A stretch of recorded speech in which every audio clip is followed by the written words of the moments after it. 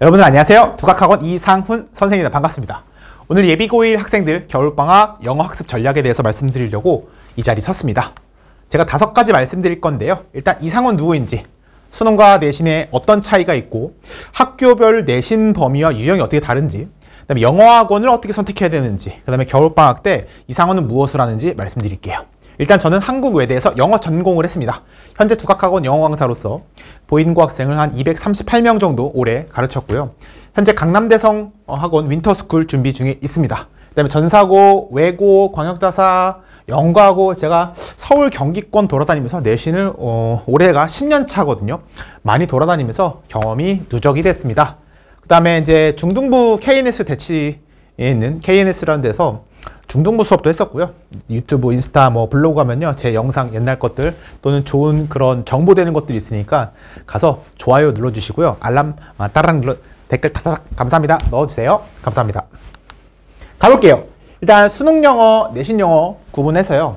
수능 영어는요. 좀 거시적으로 좀 숲을 본다라고 생각을 하시면 돼요. 전체를. 내신 영어는요. 미시적으로 디테일하게 나무를 본다라고 생각을 하시면 되는데요. 구체적으로 보면은 문법은 수능 영어에서는 수능, 수시, 여기다 관계사까지 그 정도만 나온다고 보면 되시고요. 이 내신 영어에서는 이 문법에다가 어법, 그러니까 단어가 가지고 있는 법칙이죠. 그런 것들 유시지라고 저희가 이야기해요. 그래서 단어별 쓰임 이런 것들을 보통 내신에서 많이 출제하고 있습니다. 그래서 올해는 수일치가 수능에서 출제가 됐죠. 그 다음에 어휘는요. 수능 영어에서는 단어 뜻을 몰라도 정답을 고를 수가 있어요. 우리 아이를 감독해 이런 거 많이 하잖아요. 이게 그겁니다. 단어 뜻을 몰라도요. 어떤 주제와 관련해서 정답을 고를 수가 있습니다. 내신 영어는요. 단어 하나 모르면, 스펠링 못 쓰면, 영영정이 모르면 그러면 정답을 고를 수가 없습니다.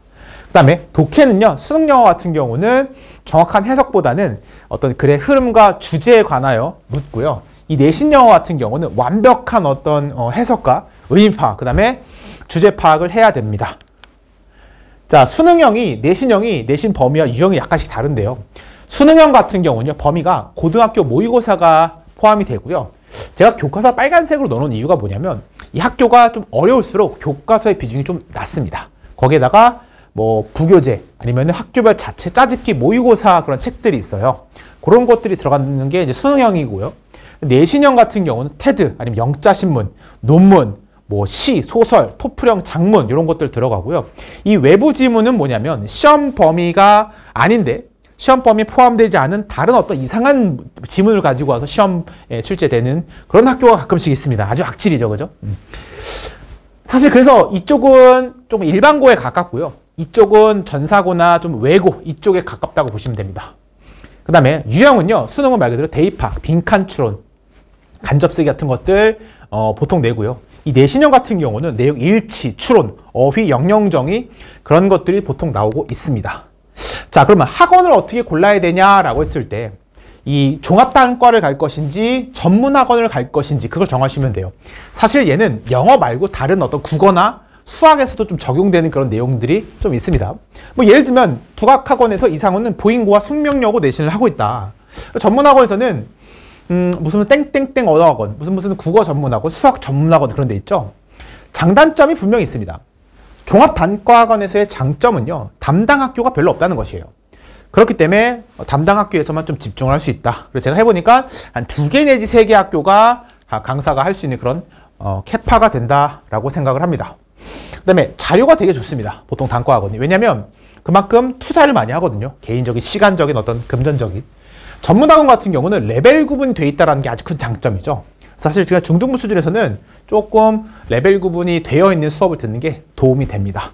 그다음에 관리를 한다고 하는데 사실은 전문학원에서의 관리는 학생 관리가 아니라 학부모 관리입니다.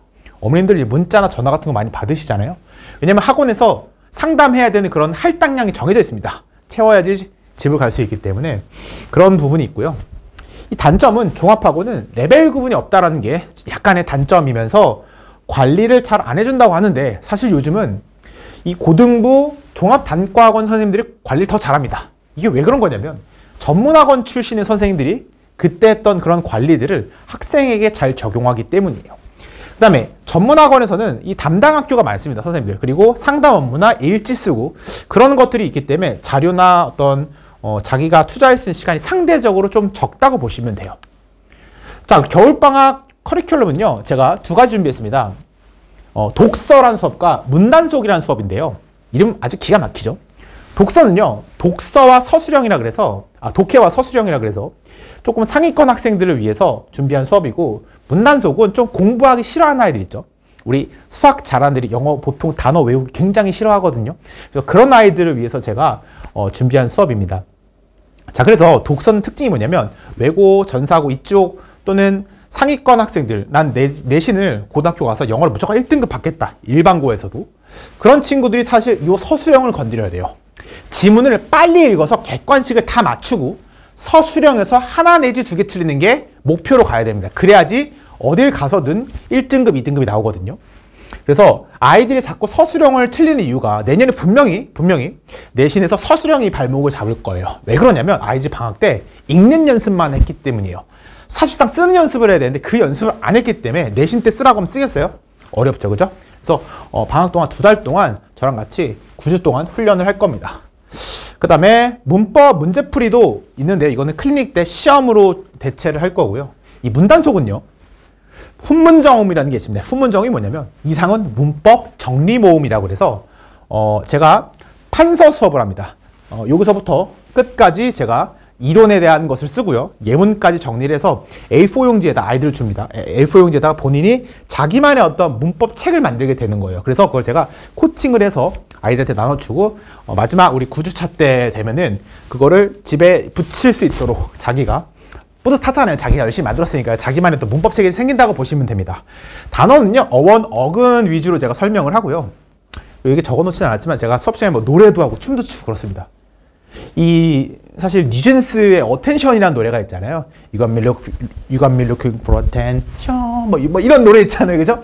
거기 보면은 got me looking for attention. 막 이런 어떤 준사역 동사 표현 같은 것들이 있고요.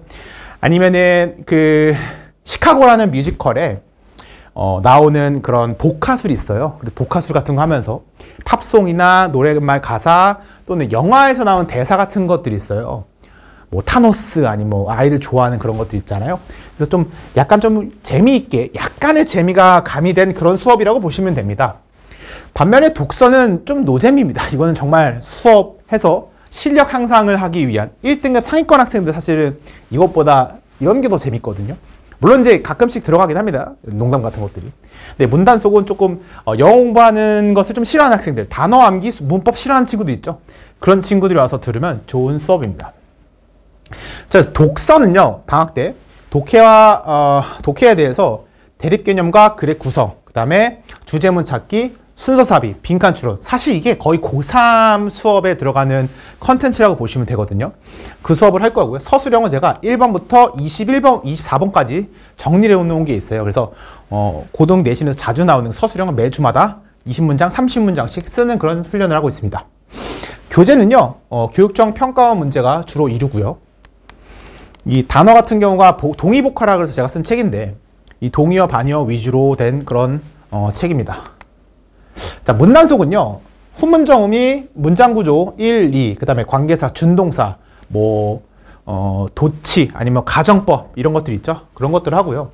단어는 매 주마다 데이 5개씩 해서 어원, 접두사, 접미사, 그 다음에 제가 춤도 추고 노래하고 그렇게 해서 아이들 수업만 들어도 사실 암기가 되는 그런 수업입니다. 그 다음에 얘도 이제 독해가 들어가는데요. 얘는 숙제로 아이들이 풀고 학원에 와서 선생님들한테 저희 조교수님한테 검사 받고 피드백을 받을 수 있는 그런 독해 숙제가 있습니다. 테스트는요, 이 독서와 문단속 둘 다 공통인데요. 매 주마다 15개씩 강남구 24년도 고1, 2 문법 기출과 영작 기출을 제가 2개씩 넣는데요. 이 중에서 15개 중에서 제가 커트라인 10개를 두고 있습니다. 그래서 9개를 틀리게 되면 클리닉으로 가고요. 그 클리닉에 대해서는 뒤에 설명할 거고, 단어는 300개 시험 암기를 해서 100개 정도 뜻쓰기 시험을 볼 겁니다. 그 다음에 추가 자료로 아이들한테 독해 고3 기출문제를 제가 주거든요. 매 주마다 하면 제가 스티커 찍어가지고 스티커 8장 모으면 제가 뭐 스벅이나 굿즈 같은 것들 방학 때 주고 있습니다. 이런 카드도 있어야죠. 아이들이 그래야 좀 공부할 맛 나죠. 그죠? 관리 같은 경우는 그래서 15개 중에 9개부터 야간 클리닉을 제가 진행을 하는데요. 언제 하냐면 화, 수, 목에 9시부터 12시까지 진행을 합니다. 그래서 이때 야간에 자기가 들어올 수 있는 시간에 10분 정도 시간을 잡아서 1대1로 줌 클리닉을 합니다. 그래서 본인이 틀린 문제와 약간의 추가 문제 있거든요. 그거를 줌으로 화면을 실시간으로 공유하는 게 있어요. 그걸 통해서 이 10분 동안 문제풀이, 문법 학습을 하는데 이게 학생들한테 인기가 아주 많습니다. 왜냐면 정말 가성비 있거든요. 매주 10분씩만 투자하면 문법 공부를 할 수 있으니까요.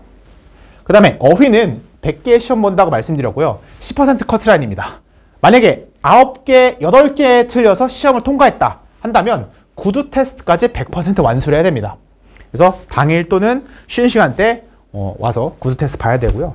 만약에 시험 통과 못했어요. 그러면은 재시험 클리닉이 있습니다. 언제부터? 화요일부터 일요일까지. 언제든지 아침부터 저녁까지 자기가 원하는 시간대에 와서 제가 학원에 계속 있거든요.